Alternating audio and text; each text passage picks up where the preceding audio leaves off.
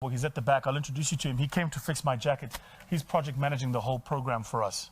Some of you asked me on social media what happened to the hub in Venda.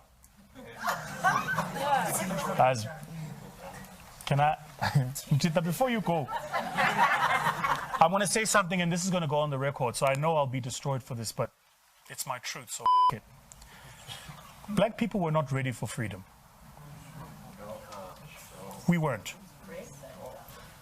We were not ready for freedom.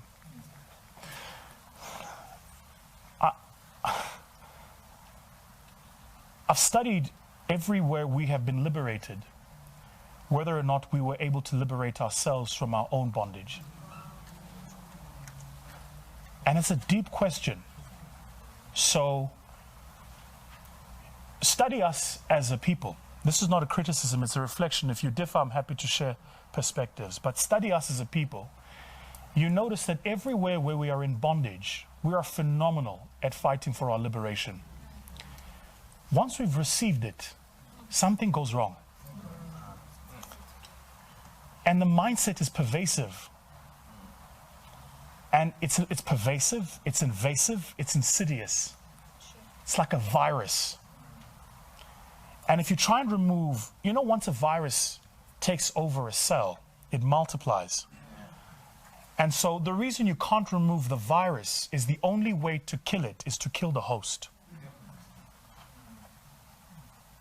That's where we are.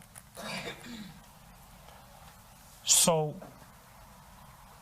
when a person amongst us does something, rather than celebrate, we ridicule. Rather than collaborate, we compete.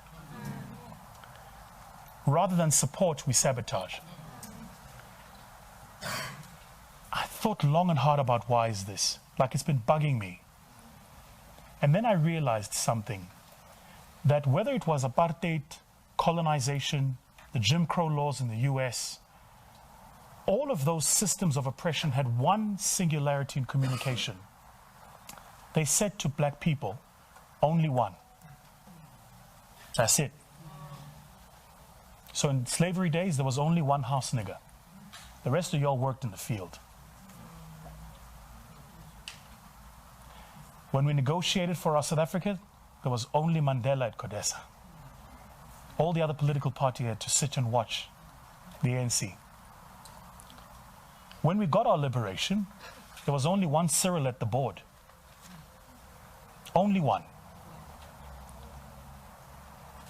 So when a black person makes it, the rest of us go, shit, he's taken the seat. That's why we practice crabs in a bucket. We go, the only way I get that seat is if I'm tatu vusigimbegala. We don't think multiplier.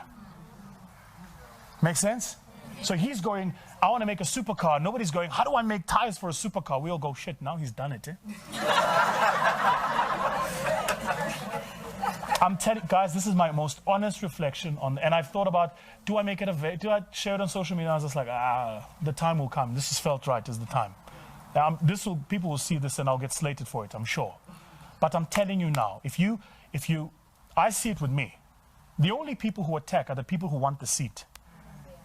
But here's what you're not seeing.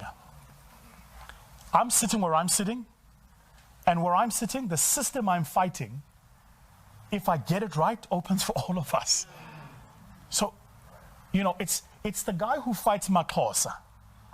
It's the guy who fights Tula Cindy. It's the guy who fights a Trevor Noah. What you don't recognize is what they are doing in their spaces makes it okay for us to be in those spaces. So don't fight Batu, fight Nike. Don't fight Makosa, fight Gucci. Do you get it? Like your mind, it's all wrong, guys. The mindset is this thing. Hey, man, we must be here, man.